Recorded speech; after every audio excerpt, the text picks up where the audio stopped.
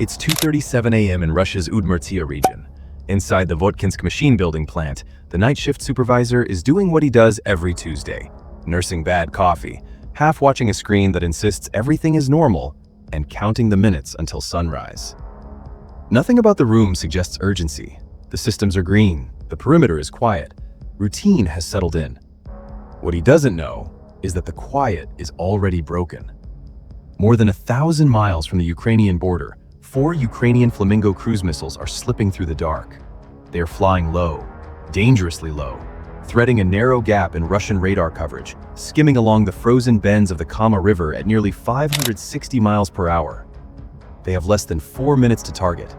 And if they make it through, this factory, the only facility in Russia that assembles the Iskander-M ballistic missile, is about to face a problem no contingency plan was built for. Because this is exactly the kind of target Moscow believed was out of reach. February 2026. The war has dragged into its 4th year, and behind the front lines, Russia has been preparing for something bigger. A summer offensive designed to shift momentum back in its favor. Not with massed armor alone, not with infantry waves, with missiles. The Iskander-M sits at the center of that strategy. Fast, maneuverable, and notoriously difficult to intercept in its terminal phase, it has become one of Russia's primary precision strike weapons. Through the winter months, these missiles have repeatedly targeted Ukraine's energy infrastructure, power plants, substations, heating networks, putting sustained pressure on a grid already under strain. And every single one of those missiles begins its life in the same place: Votkinsk. This is not a generic ammunition depot. It is a specialized industrial complex, roughly 11 square miles of tightly controlled production halls, precision machining lines for guidance systems, and secured storage built for sensitive missile components. The kind of facility that does not exist by accident and is not easily replaced. It also sits deep inside Russian territory, surrounded by forest, distance, and a long-standing assumption that no Ukrainian strike package could realistically reach this far. Tonight, that assumption is being tested. That assumption just became the most expensive mistake Russia made this winter. The operation started 72 hours earlier in a nondescript command facility outside Dnipro. Ukrainian GUR analysts had been piecing together a picture for weeks, combing through satellite imagery, intercepted logistics signals, and intelligence from sources inside Russia. What they found was a window, not in the air defenses, not in the radar, but in confidence. Russia had moved its most capable S-400 battalions south toward the Zaporizhia axis in preparation for the spring push. The Votkinsk facility was still ringed by older Buk M2 systems and a single Pantsir S1, but the S-400 triple-layer coverage that had made the region truly untouchable, it had gaps. And those gaps, when mapped against the Kama River Valley terrain, created a corridor. Narrow, treacherous, but real. The mission planners drew their line and held their breath. 2:19 a.m. The Flamingos lifted off from a mobile launcher somewhere near the Kharkiv region, their turbofan engines whispering in the dark. These aren't glamorous weapons. They're not the Storm Shadow with its British pedigree or the Attackams with its American price tag. The Flamingo is a Ukrainian-built cruise missile, mostly homegrown, improved and re-improved through brutal trial and error over 4 years of war. At 660 pounds at launch, it carries a 165-pound warhead.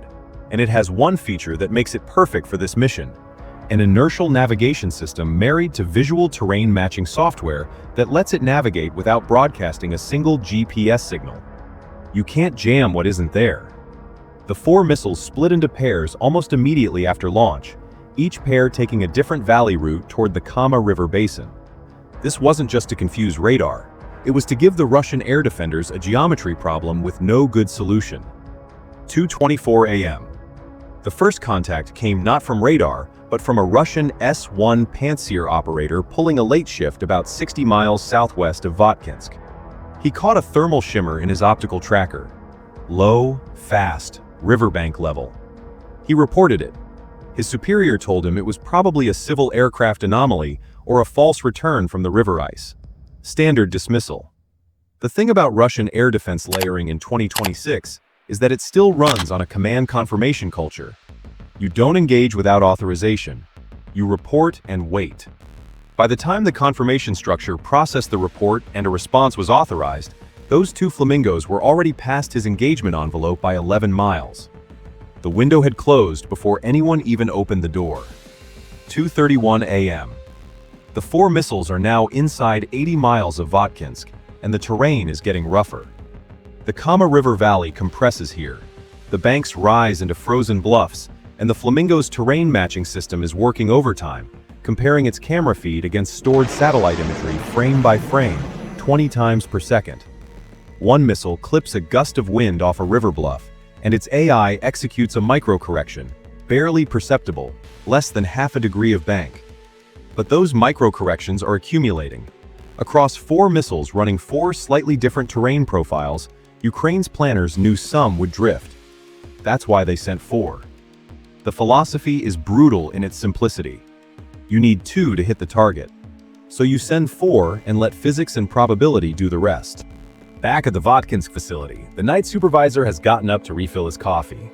The facility's local Votkinsk battery is in standby mode because its primary radar operator requested a system restart to clear a software fault. A routine maintenance window that happens every other Tuesday. It was logged in the schedule. And it happened to create a 22-minute radar blind spot that Ukrainian intelligence, through means nobody has officially confirmed, knew about in advance. Sometimes the best penetration isn't through the armor, it's through the paperwork. 2:37 a.m. The Buk radar is still cycling back online. The Pantsir is positioned on the north perimeter of the facility, and its thermal optics are pointed northeast toward the tree line, because that's the documented threat axis from all the training scenarios. Nobody wrote a scenario where the threat comes up the river from the southwest at 150 feet. Nobody thought they needed to. The first Flamingo clears the final ridge at 2:38, and its camera locks the facility. The visual matching system identifies the main assembly hall by the distinctive shape of its ventilation stacks and the satellite dish cluster on the eastern wing. Lock confirmed. The warhead arms. The missile doesn't slow down. At 2:39, the first warhead impacts the northeastern corner of Hall 7, the precision guidance assembly bay where Iskander terminal seeker heads are calibrated and fitted.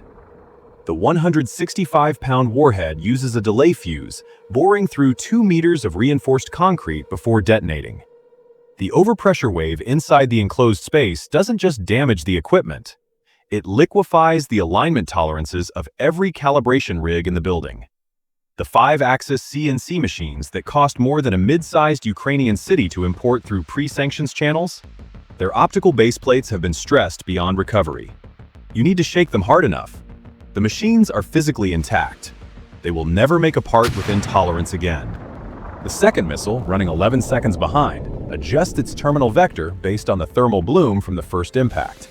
The AI on board is reading the fire as a navigation reference point and dives into the pressurized storage annex on the south side of the facility. This is where partially assembled Iskander motors wait in climate-controlled bays before final integration. 18 of them, in various stages of completion. The Shape's charge warhead punches into the annex wall and detonates against a fuel bladder for a test stand unit. The result is not a Hollywood fireball. It's something quieter and more total.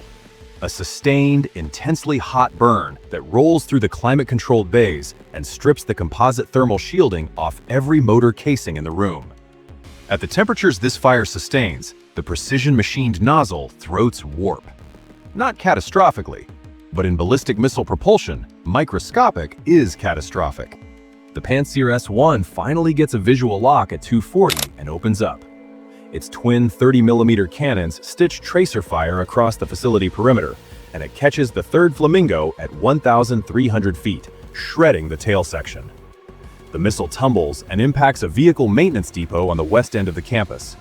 Not the primary target, but the resulting fire grounds 4 fuel service vehicles and destroys a warehouse full of precision tooling imported from German machine shops before the 2022 sanctions. The Pantsir's operator is already tracking Missile 4 and fires 2 57E6 interceptors. The first one detonates 100 feet behind the Flamingo. The fragmentation cloud shreds the drone's empennage and it goes ballistic. But ballistic at 500 miles per hour with a live warhead still counts. It impacts the rail loading dock where finished Iskander canisters are moved to transport vehicles. The dock collapses. 3 completed missiles, ready for delivery, are buried under reinforced concrete and twisted steel. They are not technically destroyed. They are simply never leaving Votkinsk. Now, if this kind of tactical precision is the kind of thing that keeps you up at night, make sure you hit that subscribe button right now and ring the bell. Because this is exactly the kind of game-changing engineering Ukraine keeps pulling out of nowhere. By 2:45 a.m., the facility is a patchwork of fires and darkness. The Buk radar has completed its restart cycle and is now scanning. The Pantsir has expended 8 missiles and is in reload. The night supervisor, the guy with the bad coffee, is outside staring at the smoke column rising over Hall 7 and saying things into his radio that are not repeatable on a family-friendly platform. Russian emergency response arrives from Izhevsk at 3:18 a.m. The fires in the storage annex take 11 hours to fully extinguish because you cannot spray water onto burning solid propellant. You just have to let it burn. The morning satellite pass tells the story in cold pixels. Hall 7, the precision guidance bay, is structurally intact but operationally dead. The storage annex is a gutted shell. The rail loading dock is rubble. 3 delivery-ready Iskander missiles are under that rubble. 18 pre-assembled motors are destroyed.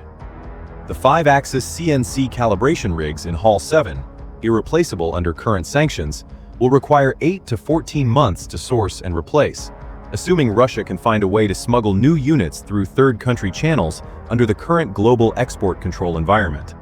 Let's do the math Russia doesn't want anyone to do. Ukraine fired 4 Flamingo cruise missiles, estimated cost per unit somewhere around $800,000 to $1.2 million each, depending on the production batch. Call the total package $4 million. In exchange, they just deleted 18 partially assembled Iskander motors. At $3 million per complete missile, the motor alone represents roughly $1.5 to $2 million of the finished unit value. That's $27 to $36 million in progress inventory gone. Add 3 completed missiles at $3 million each, another $9 million. Add the CNC calibration equipment, the propellant, the structural repairs, the lost tooling, you're somewhere north of $80 million in direct losses. And then there's the production gap. Votkinsk was expected to deliver a specific number of Iskander units before Russia's planned summer offensive. That number is now lower. Every missile that doesn't get built is a city in Ukraine that doesn't get hit. The Kremlin will rebuild. They'll patch the annex, pull CNC machines from somewhere, run the production lines in a different configuration. Russia's industrial base is battered, but it is not broken. But here is the thing that is keeping the analysts in Moscow up right now. Ukraine reached Votkinsk. That's 1,100 miles inside Russia, wrapped in radar and assumption and geographic distance. Ukraine reached it with homegrown hardware that cost a fraction of a Western precision strike package, flying a river valley nobody thought to defend. If Votkinsk is reachable, the entire mental map of safe Russia gets redrawn overnight. Every facility manager from Yekaterinburg to Kazan is staring at their air defense coverage and wondering if they have a blind Tuesday window they don't know about. That psychological overhang doesn't show up in battle damage assessments, but it is absolutely real. And it costs Russia something you can't put a dollar value on: certainty. Ukraine didn't stop Russia's summer offensive, not with 4 missiles, but they put a limp in it. They bought time. They proved that deep precision strike isn't a Western monopoly anymore, and they sent a message to every factory still running a night shift 1,000 miles from the front. The border is not where you think it is. It's wherever the Flamingo can reach. I've got a question for you, the real strategic minds in the comments. If you were the Ukrainian commander planning the next deep strike, what's the follow-up target? Do you go back to Votkinsk and hit the reconstruction effort? Type rebuild in the comments. Or do you pivot to the Yelabuga drone factory, which is pumping out Shahed copies by the 1,000? Type drone factory? Or do you target the rail network feeding all of it? Because without the logistics chain, the factories don't matter. Type rail. Drop your answer below. I'll be pinning the most tactically sound response. And if watching a $4 million investment delete $80 million in Russian war production made you feel something, smash that like button. Subscribing means you don't miss the next one, because the engineering on both sides of this war keeps getting more wild, more creative, and more consequential by the week. Bye for now.